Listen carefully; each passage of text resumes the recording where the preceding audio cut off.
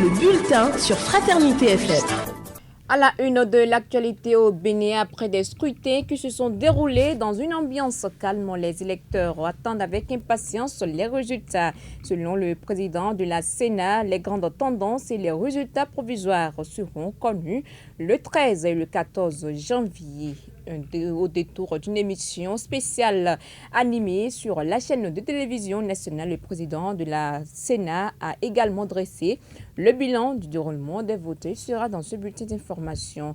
Et pendant ce temps, cherté de la vie, insécurité routière et difficultés des populations rurales, les évêques du Bénin se disent préoccupés par les conditions de vie des Béninois. Ces derniers expriment leurs inquiétudes face à la baisse du pouvoir d'achat et appellent à une prise de conscience collective. Vous aurez les précisions dans un instant.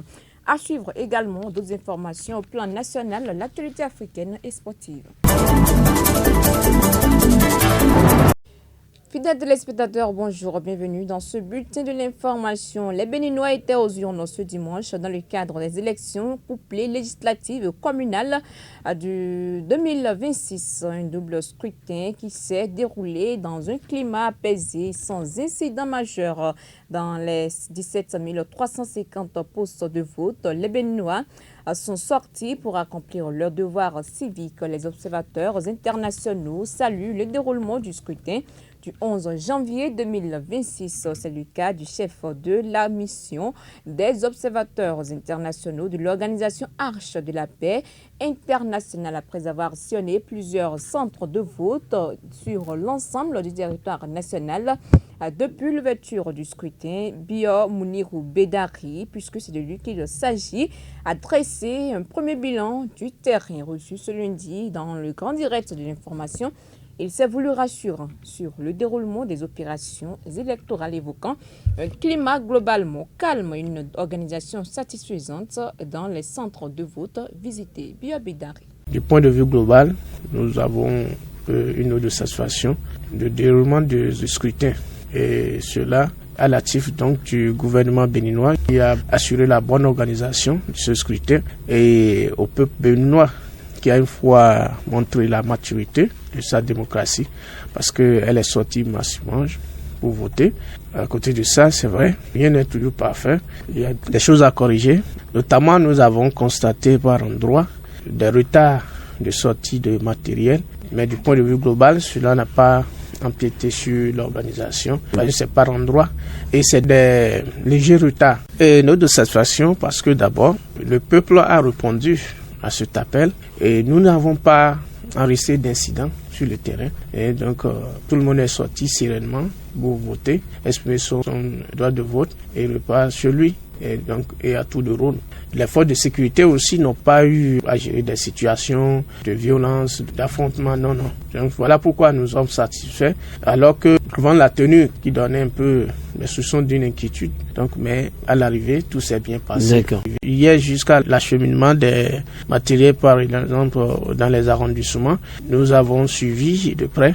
Donc, depuis le déploiement jusqu'au l'établissement des PV, transcription des PV et le convoi des matériels vers les arrondissements, nous avons suivi tout cela. Et en étant aussi partenaire de la Sénat qui nous a accrédités dans cette mission, je crois que nous aurons une implication. En tout cas, on n'aura pas quand même pas manqué d'être informés, associés sur l'essentiel quand même.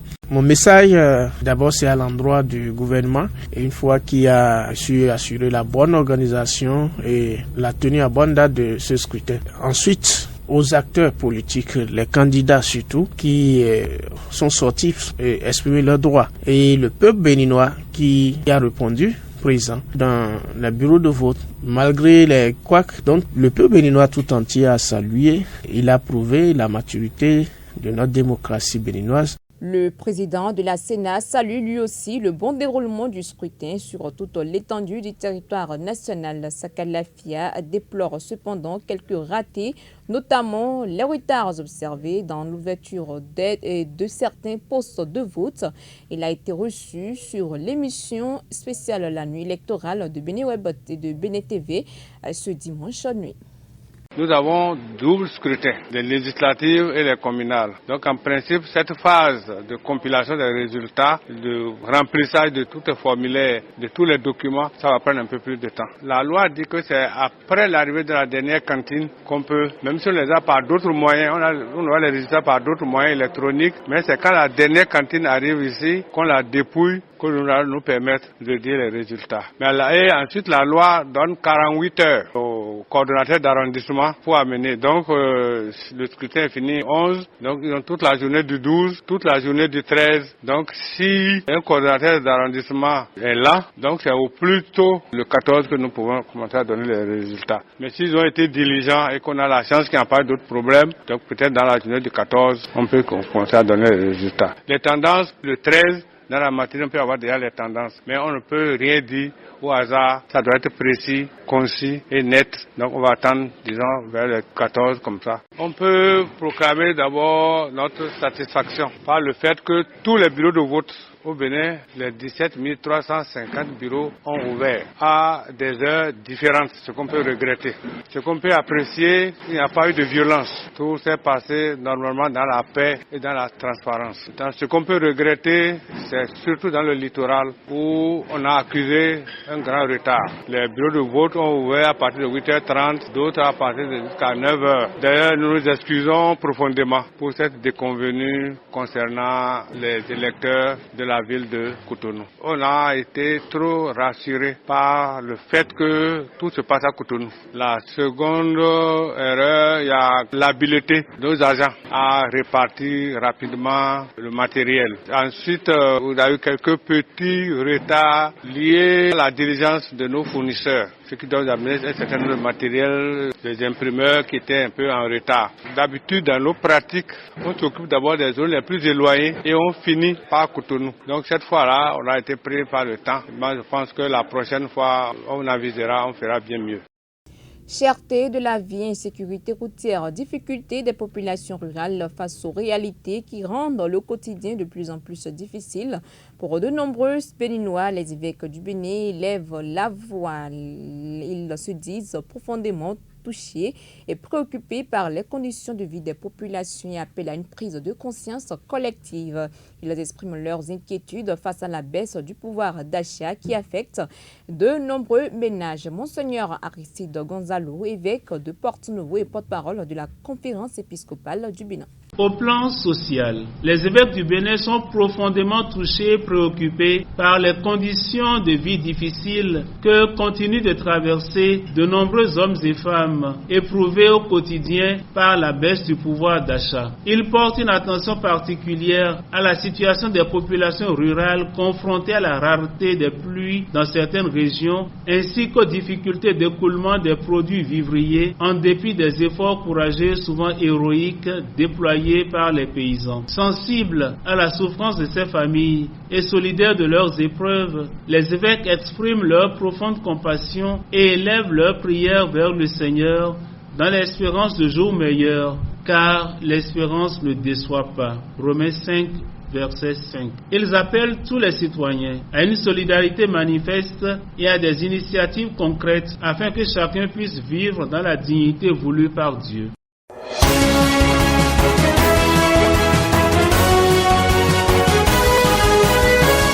Anissé Dimadia, bonjour. Bonjour Massourat. Au Sénégal, on parle d'une pirogue avec 300 migrants disparus en mer depuis un mois. Effectivement, une pirogue partie de la côte gambienne avec 300 Ouest-Africains à son bord est introuvable plus d'un mois après son départ. L'embarcation qui a pris la direction de l'Espagne a quitté la localité de Ginac en Gambie le 5 décembre vers 19h. Les derniers jours, plusieurs acteurs de la migration au Sénégal ont donné l'alerte. Ils redoutent un naufrage meurtrier en mer. Sur une vidéo filmée par un pêcheur ce jour-là, l'embarcation surchargée poursuit difficilement sa route sous une mer agitée. À son bord, de jeunes migrants sénégalais, gambiens, maliens et guinéens. Ils appellent les autorités à lancer des recherches approfondies des disparus. En République démocratique du Congo, pendant ce temps, l'ONU alerte sur 626 incidents contre des humanitaires en 2025, notamment dans l'Est.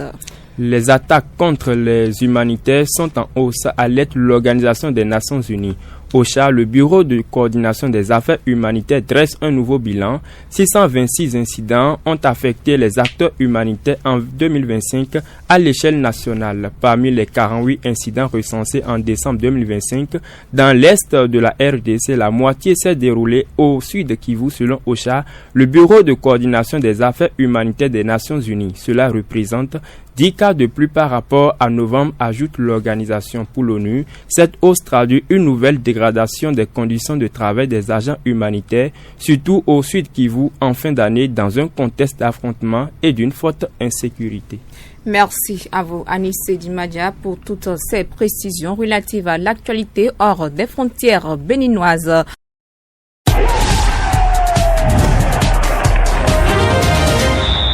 Epiphane Chabi, bonjour. Bonjour, Mansourat. Celtis Ligue Pro, reprise effective du championnat le 13 janvier. Oui, et ceci conformément donc au calendrier qui a été établi. Il faut dire que interrompu depuis le 15 décembre 2025 en raison de la participation des Guépas à la Coupe d'Afrique et des Nations au Maroc 2025, le championnat national de football du Bénin s'apprête à reprendre. La Celtis Ligue Pro redémarrera officiellement le mardi 13 janvier 2026. Cette suspension avait été décidé par le comité de gestion de la Ligue professionnelle de football au Bénin afin de permettre une préparation optimale de la sélection nationale majoritairement composée de joueurs évoluant sur le plan local. À la suite de l'élimination des Guépas dirigés par Guénot Roy de leur retour au pays, les compétitions domestiques reprennent donc leur droit et cette relance correspond à la 13e journée du championnat avec 9 rencontres au programme. Parmi les affiches les plus attendues figurent notamment le choc entre Coton FC et Banigansé ainsi que l'opposition entre les Buffles de Borgou et Sobemap, le premier qui défie donc le deuxième.